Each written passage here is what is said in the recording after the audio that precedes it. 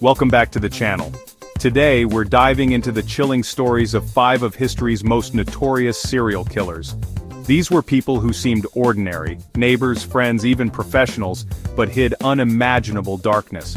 We'll explore how they deceived everyone around them, the terror they created, and the lives they destroyed. This isn't just about monsters from movies. These were real people, hiding horror behind a smile. We'll look at their manipulations, the investigations, and the legacies of fear they left behind. It's a heavy topic, but understanding these stories helps us remember the victims and the impact on history. Let's get into it. In 1893, Chicago's World's Fair dazzled millions. But behind the excitement lurked Dr. H. Holmes, a charming doctor who built the infamous murder castle. Holmes's hotel was a labyrinth of secret rooms, trapdoors, and hidden horrors. In the basement, he disposed of victims, selling skeletons to medical schools. Holmes confessed to 27 murders, but the true number remains a mystery. His legacy endures as America's first serial killer, a chilling reminder of evil hiding in plain sight. Next up is Ted Bundy, a name synonymous with serial killer, and a man who seemed completely normal. Bundy was handsome, charismatic, and intelligent, a law student involved in politics, the kind of guy you'd trust. But his charm was a mask, used to lure young women to their deaths in the 1970s. His victims were often college students disappearing across multiple states, making it hard for police to connect the dots. Bundy's method was simple. He'd fake an injury, ask for help, and then overpower his victims near his Volkswagen Beetle. He exploited kindness, turning decency into vulnerability. Bundy was bold, abducting women in broad daylight, even at crowded places like Lake Sammamish State Park. Despite witness sketches and knowing his first name, Ted, Bundy evaded capture by moving from state to state. Eventually, a routine traffic stop in Utah led to his arrest, but even then people doubted he could be the killer. He escaped custody twice, finally resurfacing in Florida, where he committed his most brutal crimes at the Chi Omega sorority house. His final rampage ended with his arrest after a stolen car was spotted. Bundy's trial was the first nationally televised, and he played to the cameras, acting as his own lawyer and attracting a bizarre following. He was convicted and sentenced to death, confessing to 30 murders before his execution in 1989, though the real number is likely higher. Bundy's story is a chilling reminder. Evil can wear a friendly face and hide in plain sight. His case changed how law enforcement tracks serial offenders across state lines. Bundy's manipulation of trust and image remains a warning to this day. The fear he created still lingers in the public imagination. Bundy's legacy is a testament to the dangers of underestimating those who seem normal. His crimes forced a new understanding of the psychology of serial killers. Bundy's story is a dark chapter in American history. Let's move on to another face of evil. One that hid behind a painted smile, the killer clown. John Wayne Gacy, the killer clown, hid horror behind a painted smile. In suburban Chicago, he was a beloved entertainer and community leader. While secretly murdering at least 33 young men, he buried most victims in his crawl space, living above their remains for years. Gacy was convicted and executed in 1994, forever tainting the image of the clown. His story still haunts America, a warning that evil can hide behind a smile. Now let's look at a killer who wore a very different mask, one of compassion.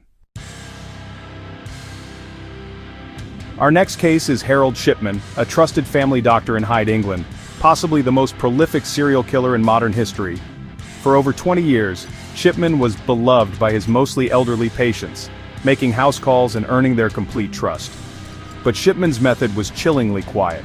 He'd administer lethal doses of diamorphine, then sign the death certificates himself, citing natural causes. His victims slipped away peacefully, and no one suspected a thing. Shipman manipulated medical records to cover his tracks, creating a false trail of illness. His motive wasn't money or sadism, but a disturbing desire for control, the power over life and death. He killed in the one place death is expected, under a doctor's care. The scheme unraveled in 1998 when Shipman forged a will to inherit from a wealthy patient, Kathleen Grundy. Grundy's daughter, suspicious, went to the police, leading to an investigation and exhumation. Lethal levels of diamorphine were found, and more exhumations revealed a horrifying pattern. Shipman was convicted of 15 murders, but an inquiry concluded he killed at least 218, possibly over 250. He never confessed, taking his secrets to the grave when he hanged himself in prison in 2004. Shipman's case shattered trust in the medical profession and led to major reforms in Britain. His betrayal was profound, evil hiding behind compassion and care. The community was left devastated, struggling to comprehend the scale of his crimes. Shipman's legacy is a warning about blind trust in authority. His story changed how deaths are investigated in the UK. The doctor death case remains one of the darkest in medical history. Shipman's crimes forced a reckoning with the limits of trust. The impact on families and the medical system was immense. Shipman's evil was quiet, calculated, and devastating. Now let's travel to the Soviet Union for our final story, the Butcher of Rostov. Our final story takes us to the Soviet Union, where the state denied serial killers could exist, allowing Andrei Chikatilo, the Butcher of Rostov, to kill for over a decade. Chikatilo was a meek, unassuming teacher and family man, but beneath the surface was a monster. Between 1978 and 1990, he preyed on children, runaways and prostitutes, luring them from train stations with promises of candy or Western goods. His crimes were acts of extreme brutality, dozens of stab wounds and horrific mutilation. The investigation, Operation Forest Stripe, was hampered by government denial and forensic mistakes. Police believed the killer's blood type was AB, but Chikatilo's rare condition meant his blood type didn't match his semen, so he was released after early arrest. The body count rose and fear gripped the region, but the public was kept in the dark. The breakthrough came in 1990, when police saw Chikatilo acting suspiciously at a train station. This time, they didn't let him go.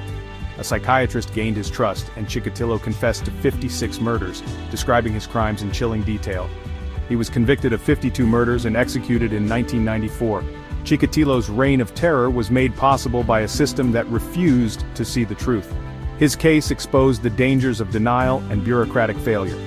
The investigation changed Soviet policing and forensic science. Chikatilo's crimes left a region traumatized and a nation forced to confront its own blind spots. The Butcher of Rostov remains one of history's most brutal killers. His story is a warning about the cost of ignoring evil. The legacy of his crimes still haunts Russia. Chikatilo's case forced a reckoning with the reality of serial murder. The horror he inflicted will never be forgotten. Evil can thrive when society refuses to see it. Let's close with a final reflection. These 5 killers remind us that true horror often hides behind ordinary faces. Their stories left behind fear, questions, and scars that still haven't healed. Evil isn't always a monster in the dark. It can be a neighbor, a doctor, a friend. Remembering these stories honors the victims and helps us stay vigilant. Let me know in the comments which story shocked you most. Thanks for watching. If you want more true crime, subscribe for more. And remember, sometimes the scariest monsters look just like everyone else. Stay safe.